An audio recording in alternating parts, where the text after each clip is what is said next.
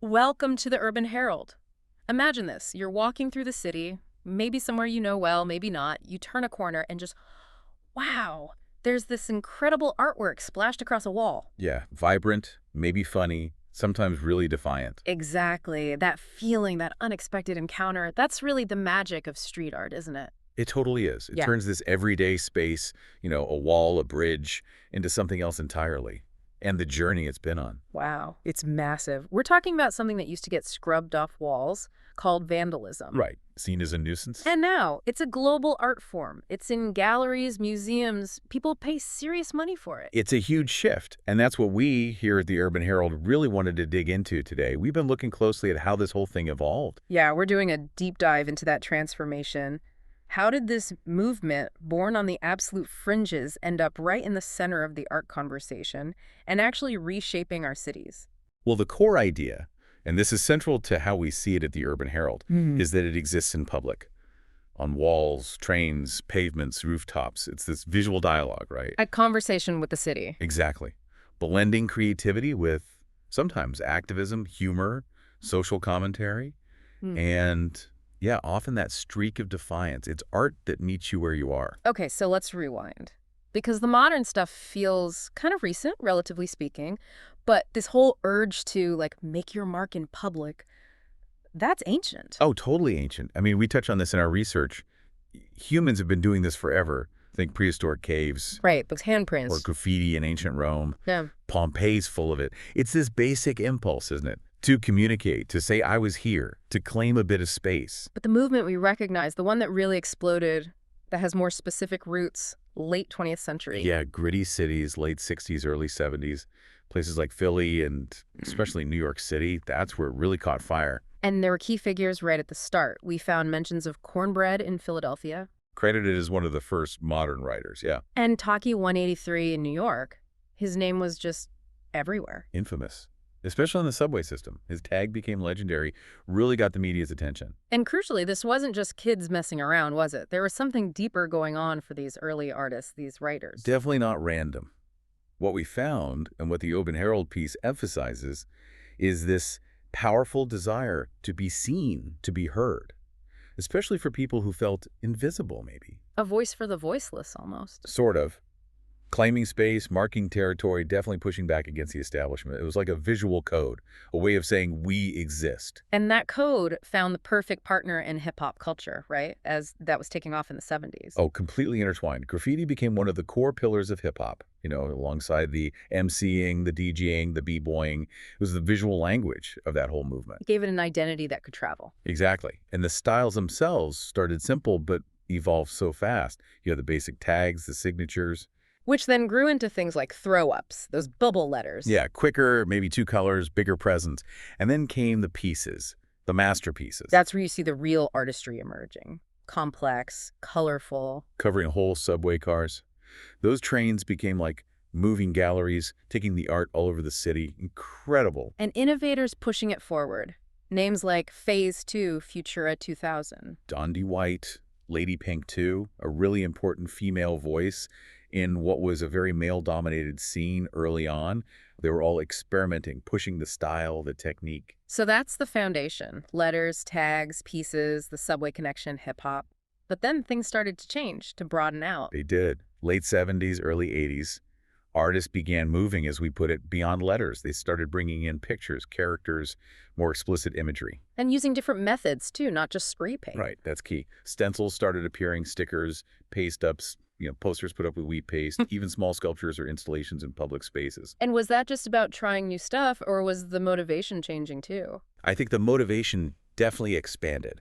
It wasn't just about fame or territory anymore. It became more about artistic expression for its own sake and, importantly, about making statements.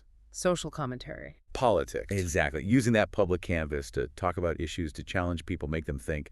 The whole city could be your gallery, accessible to everyone. And that led to different strands, different subgenres popping up. Yeah, definitely. Stencil art really took off. Yeah. Black in Paris was a huge pioneer. Often called the father of stencil graffiti. Right. And then Banksy, of course, took it global with those sharp, satirical images. Stencils were fast, repeatable, great for getting a visual message out quickly. And paste-ups and stickers, too, for that rapid spread. Yep. And then you see the scale just explode. Huge murals, complex urban interventions, Hmm. works that completely change the feel of a neighborhood. They blur the lines between art and activism, art and community building. Like that Os piece mentioned in the source material, the massive one in Boston. Exactly. That 25-meter mural for the ICA shows how scale and even institutional links started developing. The city as the gallery. And this evolution naturally brings certain artists more into the public eye, maybe bridging that gap between the street and the traditional art world. Absolutely. And there are some key figures here. Jean-Michel Basquiat is maybe the most famous example. Started out doing those cryptic Samo tags. Poetic, almost philosophical graffiti. Yeah. But then his painting career just exploded. And his work was absolutely soaked in that street energy, that raw expression. But it landed right in the high-end galleries. He became this huge symbol, right? Proof that this art form had depth, power, and could command serious attention, serious money. Totally. And then you have Keith Haring. His style is so recognizable. Those bold lines, the radiant baby, the barking dog. Almost like cartoon figures, but with this incredible energy. And he really brought it mainstream, didn't he? Those chalk drawings he did in empty subway ad spaces. Genius. Plus his huge public murals all over the world. And he wasn't afraid to tackle big issues: AIDS, drugs, apartheid, making art that was accessible but also deeply engaged with the world. Yeah, he showed street art could speak a universal language. And building on pioneers like them, you get this whole next wave of artists who become global names, pushing things in all sorts of directions. Banksy, obviously, is the elephant in the room. The anonymity, the stunts, the biting satire. He's taken street art debates global. For sure. And Shepard Fairey, his graphic style is so distinct. The Obey Giant campaign started as just a sticker. And then the Obama Hope poster. Unbelievably iconic. He really merges art, activism, and graphic design. Then there's Invader, sticking those mosaic space invaders everywhere. It's playful, kind of geeky, but it's this global game of finding them. JR, with those huge photographic portraits pasted onto buildings, often focusing on community and identity in really powerful ways. Vils from Portugal.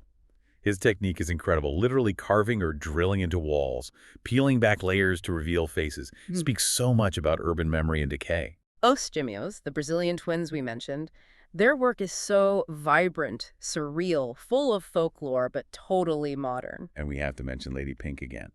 Still active, still creating powerful murals, often celebrating female figures and city life. A vital voice from the early days right through to now. It's just incredible, the diversity. As the Urban Herald notes, you go from abstract lines like Lefty out there to hyperrealism, pixel art. The adaptability is just astounding. It really is. But alongside this rise, there's always been this tension, hasn't there? The whole legal question. Illicit versus legitimate. Yeah, that battle for acceptance, it's still a major part of the story. A lot of this is still illegal, technically vandalism. Artists face arrest, fines. Jail time, even. That conflict with authority, that risk, Yeah. it's kind of baked into its DNA for a lot of artists. But at the same time, public opinion has shifted so dramatically from, it's just ugly graffiti, clean it up. To, wow, look at that amazing mural, let's take a picture. People actively seek it out now. Cities even promote it for tourism.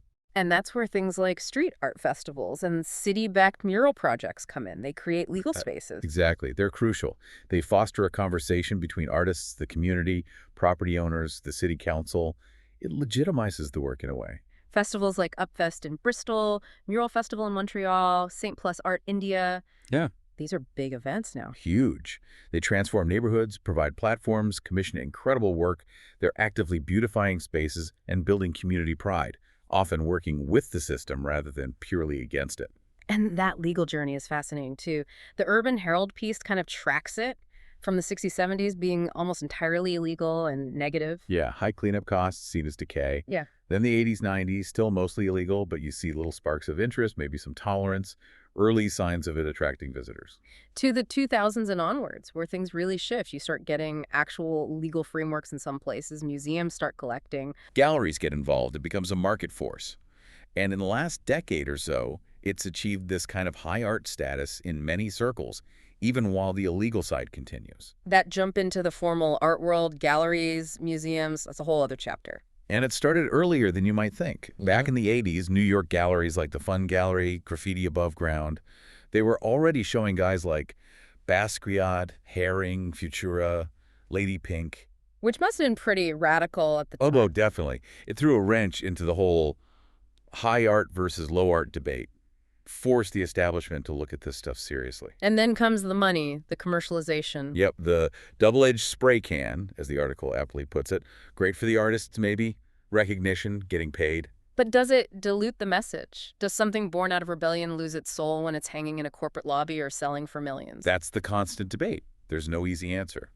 But the institutional embrace now is undeniable. Major museums collect it. Tate, Modern, MoMA. Musée d'Art Moderne, they have significant exhibitions. And the auction market. Banksy, Basquiat, Yeah. we're talking millions. It's brought in a whole new generation of collectors. And it's funny, isn't it? The fact that street art is often temporary, ephemeral. It can disappear overnight. That almost adds to its value when a piece is saved or recreated on canvas. It creates this weird tension around ownership, preservation, what the real piece even is. Absolutely. But stepping back from the market side again, Mm. this isn't just a New York or London thing anymore. It's everywhere. A truly global phenomenon. It really is. The Urban Herald highlighted some key international hubs. Berlin, obviously, with its layers of history literally painted on the walls. The East Side Gallery. London Shoreditch, Camden, always changing, always something new. Melbourne's laneways are famous, like Hoosier Lane, just covered floor to ceiling. Lisbon's known for huge, stunning murals now. And places like Bogota, Buenos Aires, street art there is so tied up with social movements, community identity. It's like a universal visual language. Artists travel, collaborate, respond to global issues, inequality, climate change, migration on walls across the planet. It fosters this amazing cross-cultural dialogue. And looking right now, 2025, there are specific events and trends really making waves. Yeah, like the Waterford Walls Festival in Ireland this August. It's their 11th year. Over 40 artists, live painting workshops. They did 55 murals last year. Imagine the impact. And Glasgow's Yardworks Festival in May, using shipping containers, industrial walls, showcasing amazing talent like Softleys or Bacon doing those incredible animal pieces, and they really connect it back to Glasgow's own graffiti history. Plus hit the north in Belfast. Sounds more grassroots, focusing on that transformative power. A street art market, workshops, a big block party with 60 artists. That feels very connected to the roots. And certain cities are really pushing things in 2025.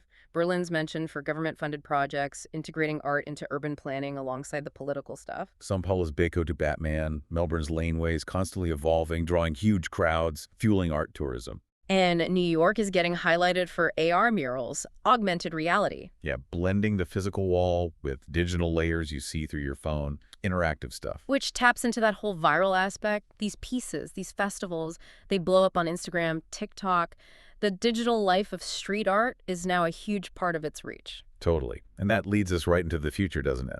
Where is this all heading, especially with technology moving so fast? The evolution isn't stopping. Digital projection, interactive installations, that's already happening. But the source points to AI and NFTs as big disruptors in 2025. AI, like robots painting murals? Kind of. AI as a collaborator. Artists using AI tools to generate ideas, try out styles, even produce complex drafts for large walls. It's leading to these AI-assisted murals apparently getting really popular for custom designs. Human creativity meets machine learning. Wow. Okay. And NFTs, non-fungible tokens. They're in the mix too, big time. Artists are minting digital versions of their work, creating limited editions online. Yeah. But it's going beyond just selling a digital image. We're seeing utility NFTs owning the token might get you access to an event, special content, maybe even part ownership in a physical project. So it connects the digital back to the real world. Exactly. And it's moving beyond just Ethereum. Bitcoin NFTs are a thing. You get these hybrid digital physical installations now. And the augmented reality you mentioned, getting more complex. Yeah, not just static overlays. Think animations triggered by looking at the wall, stories unfolding, even simple games integrated into the mural via your phone. Examples are popping up in NYC, Berlin. Making it interactive, immersive. Right. And alongside AR, you've got purely digital street art 3D projections, VR experiences of famous street art spots. It makes it accessible globally, but also stretches that definition again. Which is the big question, right? What is street art when it's an AI collaboration or an NFT or a temporary projection? Or, for that matter, a beautiful mural commissioned by a big corporation using eco-paint? It definitely challenges the boundaries, but maybe that adaptability is its core strength. The article also notes a positive trend towards sustainability. More artists focusing on non-toxic materials, recycled elements. And keeping that community connection strong.